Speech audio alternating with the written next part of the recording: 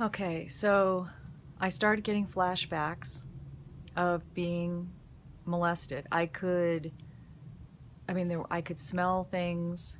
Um, it was very scary because I thought I was going crazy. And I remember telling my husband one night, I was in tears, I was crying, and I just said, I think I'm going crazy because I'm believing something happened that didn't happen. And he was so loving, so grateful for his response. And he said, we're gonna get through this.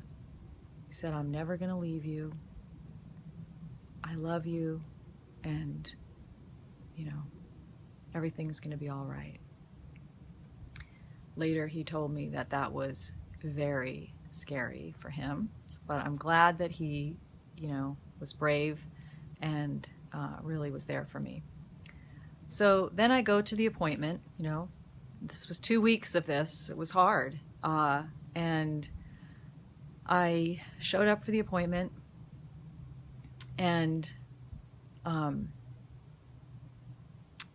what ended up happening, I talked about the breakdown I had, or in another video, when I couldn't stop crying. What I didn't mention in that video was that during after I had been crying for probably 2 hours, it felt like 2 hours, and maybe that's not that long. Someone I just couldn't stop crying.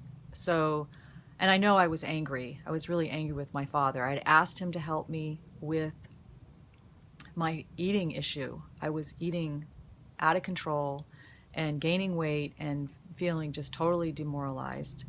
And I had asked him if that evening, I had said, can you please help me? Can you read this book that is recommending the parents read the book? Because I was, 16 years old. And he said, I have my own problems. I can't help you. Well, I just lost it. I was super angry with him, and I yelled at him, and that's just not really something that, that you did with my father. But, and then I just stormed off and, was crying. My brother had come in to try to, encourage me to stop crying, I guess. My mother came in, and, she was very helpful in that she said, ask God to help you. And I did, but I continued to cry. Finally, my father came in, and he said, if you don't stop crying, you're going to go crazy like your Aunt Grace. And I stopped crying. That scared me. And so this, back to the session, I had this, so when we prayed and we invited Jesus to come in and show us whatever he was doing, I saw myself, that memory came up of my father saying, I might be going crazy here, and so we invited Jesus in to my bedroom, and I saw myself. This was the vision God gave me to help me process this. I saw myself holding back this tidal wave of, I wasn't sure what it was, but just this tidal wave. And it was like I was trying to hold it back with holding this garage door, this like single car wooden garage door. I was trying to hold it from back, and this, huge tidal wave was behind it. And